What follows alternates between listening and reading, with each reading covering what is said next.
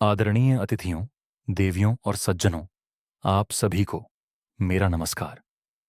आज मैं आपको एक ऐसे सफर पर ले जाने आया हूं जिसके लिए आपको किसी स्पेसशिप की जरूरत नहीं है, बल्कि सिर्फ अपनी कल्पना की उड़ान और एक गहरे सांस की जरूरत है। आज हम बात करने जा रहे हैं हमारी धरती के उस हिस्से की जो जितना रहस्यमयी है उतना ही खूबसूरत भी है। कैरिबियन सागर के नीचे की दुनिया। ऊपर से देखने पर कैरिबियन सागर किसी नीले पन्ने एमरल्ड जैसा चमकता है, लेकिन असली जादू तो इसके शांत पानी के नीचे छिपा है। जैसे ही हम इस नीले समंदर की सतह के नीचे कदम रखते हैं, हमारा सामना एक ऐसी रंगीन और जीवंत दुनिया से होता है जिसकी कल्पना किसी परियों की कहानी से कम नहीं है। कोरल रीफ, समुद्र के जादुई वर्षावन इस अंडर वाटर दुनिया की नींव है। यहाँ के कोरल रीफ्स यानी मूंगे की चट्टानें। क्या आप जानते हैं कि कोरल कोई निर्जीव पत्थर या पौधे नहीं है? ये लाखों छोटे छोटे जीवों का एक समूह है जिन्हें पॉलिप्स पॉलिप्स कहा जाता है। कैरिबियन में मौजूद दी नेश मेसो अमेरिकन बैरियर रीफ दुनिया की दूसरी सबसे बड़ी रीफ प्रणाली है। जब आप इन्हें देखते हैं तो ऐसा लगता है मानो प्रकृति ने पानी के अंदर एक बहुत बड़ा बगीचा लगा दिया हो। यहाँ ब्रेन कॉरल हैं जो बिल्कुल इंसानी दिमाग की तरह दिखते हैं। स्टैगहॉर्न स्टैगहॉर्न और एल्कहॉर्न कोरल हैं जो हिरण के सींगों की तरह फैले होते हैं। पानी की लहरों के साथ झूमते सी फैंस ऐसा एहसास कराते हैं मानो समुद्र हमारे स्वागत में हाथ हिला रहा हो। ये कोरल सिर्फ खूबसूरती के लिए नहीं है, इन्हें समुद्र का वर्षा वन कहा जाता है, क्योंकि ये पूरे कैरिबियन सागर के 25% से ज्यादा समुद्री जीवों को घर और खाना देते हैं। ये समुद्र की लहरों की रफ्तार को कम करके तटों को तूफानों से भी बचाते हैं। मछलियों का रंग बिरंगा कार्निवल। अब बात करते हैं इस शहर के नागरिकों की, यानी यहाँ की अद्भुत और अनोखी मछलियों की। कैरिबियन सागर में मछलियों की हजारों प्रजातियां पाई जाती हैं और उनका रंग रूप देखकर ऐसा लगता है मानो किसी कलाकार ने अपनी पूरी कलर पैलेट यहां बिखेर दी हो।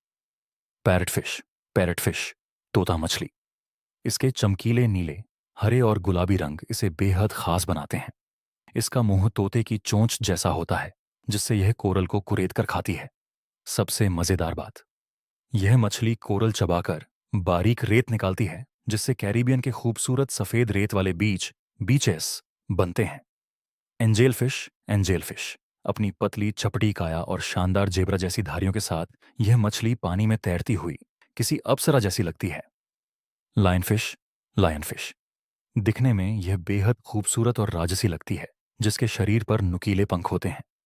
हालांकि यह बहुत आक्रामक होती है, लेकिन इसकी खूबसूरती से नजर हटाना मुश्किल है। क्लाउनफिश और सर्जनफिश, ये छोटी छोटी मछलियां कोरल के बीच ऐसे लुका छिपी खेलती हैं मानो कोई त्योहार मना रही हों। गहरे पानी के रहस्यमयी जीव। जैसे ही हम थोड़े गहरे पानी की ओर बढ़ते हैं, हमारा सामना इस समंदर के बड़े और शांत जीवों से होता है। यहाँ की समुद्री कछुए, सी टर्टल्स जैसे हॉक्सबिल और ग्रीन टर्टल, सदियों से इन पानी के रास्तों पर तैर रहे हैं। उन्हें पानी में बिना किसी फिक्र के तैरते देखना मन को एक अद्भुत शांति देता है। इसके अलावा यहाँ नर्स शार्क्स और कैरिबियन रीफ शार्क भी पाई जाती हैं। फिल्मों ने भले ही शार्क की एक डरावनी छवि बनाई हो, लेकिन असल में ये इस इकोसिस्टम का संतुलन बनाए रखने के लिए बेहद जरूरी और बेहद शांत जीव हैं, जो इंसानों को बिना वजह नुकसान नहीं पहुंचाती। और हाँ, रेत के नीचे छिपी स्टिंगरेस को मत भूलिए, जो पानी में ऐसे उड़ती हैं मानो आसमान में कोई चील उड़ रही हो। एक गंभीर चेतावनी। हमारा फर्ज, देवियों और सज्जनों, कैरिबियन की यह खूबसूरत दुनिया आज सिर्फ तारीफ की हकदार नहीं है, बल्कि इसे हमारी मदद की भी जरूरत है। ग्लोबल वार्मिंग, प्रदूषण और इंसानी लापरवाही के कारण समुद्र का तापमान बढ़ रहा है। इसकी वजह से कॉरल ब्लीचिंग हो रही है, जिससे ये रंग बिरंगे कोरल सफेद पड़कर मर रहे हैं। प्लास्टिक कचरा यहाँ के जीवों का दम घोंट रहा है। अगर यह अंडर वाटर दुनिया खत्म हो गई तो हमारा पूरा इकोसिस्टम बिखर जाएगा।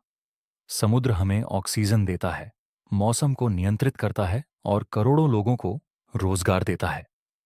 निष्कर्ष अंत में मैं यही कहना चाहूंगा कि कैरिबियन सागर के नीचे की दुनिया हमें यह सिखाती है कि विविधता, डाइवर्सिटी में कितनी खूबसूरती होती है। वहां हर छोटी मछली, हर एक कोरल और हर एक जीव एक दूसरे पर निर्भर हैं और मिलकर इस धरती को सुंदर बनाते हैं। यह जादुई दुनिया भगवान का दिया एक अनमोल तोहफा है।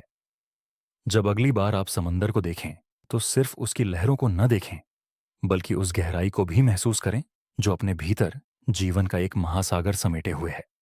आइए हम सब मिलकर कसम खाएं कि अपनी इस नीली धरती और इसके नीचे छिपे इस स्वर्ग को सुरक्षित रखेंगे। धन्यवाद। जय